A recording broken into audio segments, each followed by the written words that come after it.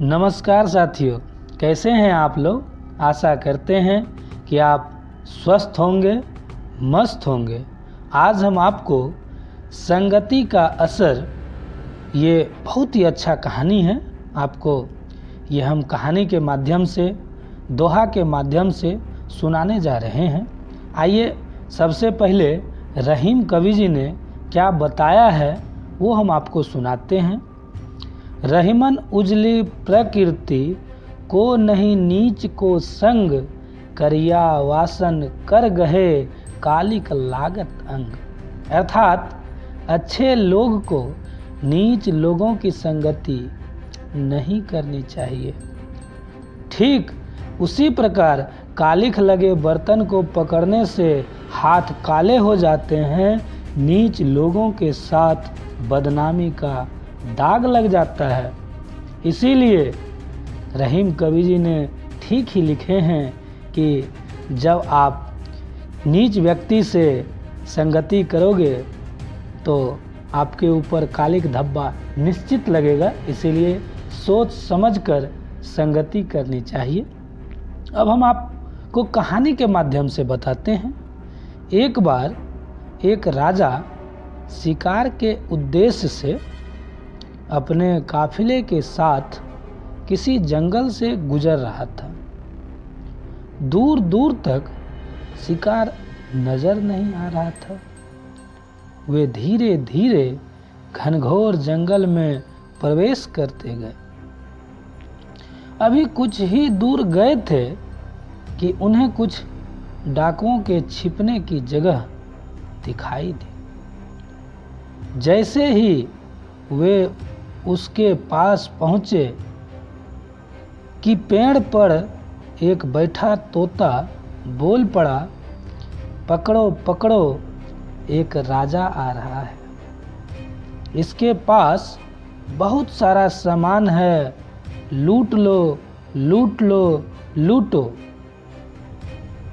जल्दी आओ जल्दी आओ। तोते की आवाज़ सुनकर सभी डाकू राजा की ओर दौड़ पड़े।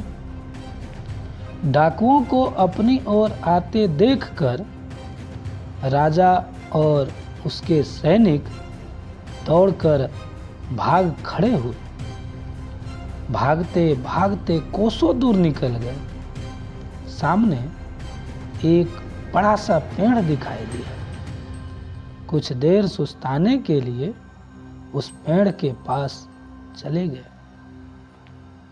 जैसे ही पेड़ के पास पहुंचे कि उस पेड़ पर बैठा तोता बोल पड़ा, हे राजन, आओ आओ राजन आओ, हमारे साधु महात्मा की कुटी में आपका स्वागत है। अंदर आइए, पानी पीजिए और विश्राम कर लीजिए। तोते की इस बात को सुनकर राजा हैरत में पड़ गया और सोचने लगा कि एक ही जाति के दो प्राणियों का व्यवहार इतना अलग अलग कैसे हो सकता है। राजा को कुछ समझ नहीं आ रहा था।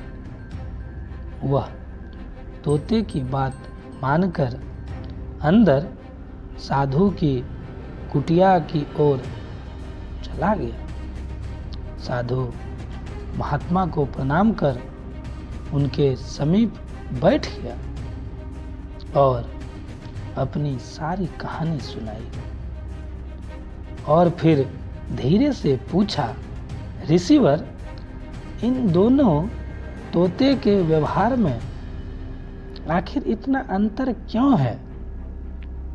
तब साधु महात्मा धैर्य से सारी बातें सुनी और बोले, ये कुछ नहीं राजन, बस संगति का असर है। ये कुछ नहीं राजन, सिर्फ संगति का असर है। डाकुओं के साथ रहकर तोता भी डाकुओं की तरह व्यवहार करने लगा और उनकी ही भाषा बोलने लगा। अर्थात जो जिस वातावरण में रहता है वह वैसा ही बन जाता है। साथियों, कहने का तात्पर्य यह है कि मूर्ख भी व्यक्ति, अगर कोई मूर्ख व्यक्ति है, वह भी विद्वानों के साथ रहकर विद्वान बन जाता है और विद्वान भी मूर्खों के संगत में रहता है तो उसके अंदर भी मूर्खता आ जाती है। इसीलिए हमें कभी भी संगति करनी चाहिए तो हमें सोच समझकर संगति करनी चाहिए, क्योंकि संगति का असर हमारे पूरे ज़िंदगी पर पड़ता है, हमारे घर परिवार पर पड़ता है, हमारे बच्चे पर पड़ता है। इसीलिए संगति उसी के साथ करना चाहिए जो आपको शिक्षा दे पाए, जो आपके लिए ये कर पाए कि आप कैसे तरक्की करेंगे, कैसे उन्नति करेंगे। इसीलिए सोच समझकर हर इंसान को किसी के साथ दोस्ती करनी चाहिए, संगति करनी चाहिए। शेर की संगति करोगे तो जीवन में संघर्ष कैसे करना है वह सिखाएगा, और गधे की संगति करोगे तो हालत के आगे कैसे झुकना है यह सिखाएगा। इसीलिए साथियों, ये कहानी अगर आपको अच्छा लगा हो तो हमारे इस चैनल को सब्सक्राइब अवश्य कीजिए, क्योंकि हम इसी तरह के एक से बढ़कर एक वीडियो बनाते हैं।